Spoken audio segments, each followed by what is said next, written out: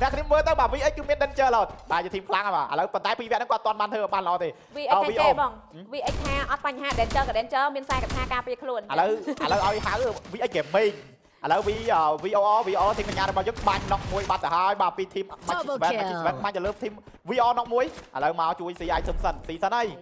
ព្រោះឯសមាជិករបស់គាត់នេះឆ្ងាយគ្នាមែនតើគាត់ដក clear រត់ទៅជួយគ្នាសិនមកជួយបានបាត់ហើយធីមកញ្ញារបស់យើង VOR បាទ VOR សិតតែកញ្ញានេះ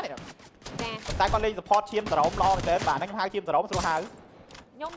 សង្កេតឃើញទៅលើទឹកដៃ snap គាត់ជាមនុស្សស្រីណាបងប៉ុន្តែ snap គាត់លេងលះណាចាបាញ់មកពីលើវិញគឺថាអូយកន្លោះផ្លាប់ចាសំខាន់សាហាវឡើងមកដល់វគ្គហ្នឹងបាទពិតជាមិនធម្មតាទេបាទឥឡូវ VR បាទ VR ម្នាក់នេះដៃ snap របស់យើងអ្នកនេះដៃ snap នៅខាងលើនេះដៃ snap គឺទទួលបាន3 kill បាទប្រចាំធីមឥឡូវយើងធីមរបស់គាត់គឹមតែទទួលបាន6 kill ទេហើយនៅលេងល្អដែរមិនទាន់ដាច់ធីមទេនៅសល់គ្នាពេញរបស់ snap នេះគាត់ត្រូវដាក់លើអូយ Magic Sven ដាក់វិញបាត់ទៅហើយដោយសារតែបើសិនជាហ្គេមហ្នឹងបើមាន AM ច្រើនបាទពួកគាត់បាញ់ឈឺជាងមួយក៏ភ្លើងពួកហ្នឹងបាញ់តទៅ2គ្រាប់3គ្រាប់អាយ៉ាមកហើយពីការទៅការដឺមួយទៀតបាទហើយបាទបងមានអារម្មណ៍ថាMagic Sven នេះវគ្គនេះដូចខ្លាំងមែនទែន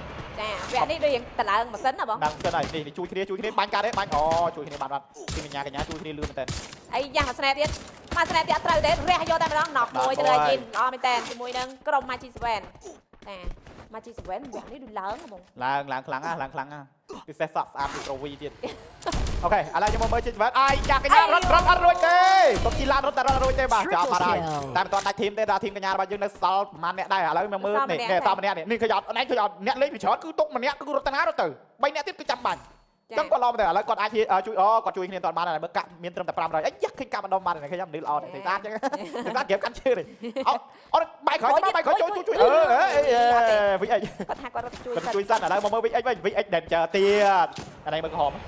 ឃើញអត់អត់ឃើញអត់បាទ danger ដូចយើងស្រឡាញ់ VX ដល់ហើយបាទអត់មានបាញ់គ្នាផងក៏ danger នៅលើ VX ដែរអូ VX ធ្វើអីខុសនេះ danger នេះអ្នកគ្នាបញ្ជាក់ថា danger ហ្នឹងគឺអូតូទេអ្នកគ្នាអញ្ចឹងបាទជាធីមគាត់ខ្លាំងហើយបាយវគ្គនេះគាត់អត់ទៅបុកទេណាប៉ុន្តែគាត់បានរត់ទៅដល់2 10 kill ហ្នឹងបាញ់កន្លែងណាមិនញ៉ាត់ចាប់អារម្មណ៍មើលតែអត់តកាមេរ៉ាតឲ្យមើលប៊ុំគាត់វិញបានរត់6 kill ឥឡូវធីម Magic Sven នៅក្បែរធីម slot លេខ5បាទធីម VOR